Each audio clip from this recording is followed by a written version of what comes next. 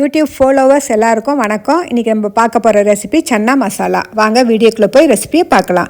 வெள்ளை சுண்டலை நைட்டே ஊற வச்சுட்டு காலையில் குக்கரில் 4 விசில் வச்சு எடுத்து வச்சுருக்கேன். ஒரு கடாயில் 2 டேபிள் ஸ்பூன் ஆயில் விட்டு ஒரு பட்டை 2 கிராம்பு சேர்த்து ஒரு பச்சை மிளகாய் ஒரு பெரிய வெங்காயம் எல்லாம் சேர்த்து நல்லா மிக்ஸ் பண்ணி விட்டுக்கலாம். நல்லா வதங்கட்டும். இப்போ கறிவேப்பிலை ஒரு கொத்து சேர்த்துருக்கேன். இஞ்சி பூண்டு பேஸ்ட்டு ஒரு 3/4 டீஸ்பூன் சேர்த்துருக்கேன். நல்லா கலந்து விட்டுக்கலாம். இப்போ 3 தக்காளியை மிக்சியில் அரைச்சி எடுத்து வச்சுருக்கேன். அதையும் இப்போ சேர்த்துக்கிட்டேன். நல்லா கலந்து விட்டுக்கலாம். குழம்புக்கு தேவையான உப்பு சேர்த்துக்கலாம். மஞ்சத்தூள் 1/4 டீஸ்பூனு, மிளகாத்தூள் 1 டீஸ்பூன், மல்லித்தூள் 1 டீஸ்பூன் சேர்த்து நல்லா கலந்து விட்டுக்கலாம். இந்த சன்னா மசாலா தோசை, பூரி, சப்பாத்தி இதுக்கெல்லாம் ரொம்ப சூட்டபிளான ஒரு கிரேவி. மூடி வச்சு ஒரு 3 நிமிஷம் வேகட்டும். அதுக்கு பிறகு திறந்து பார்த்தா நல்லா தண்ணியெல்லாம் கொஞ்சம் சுண்டிருச்சு.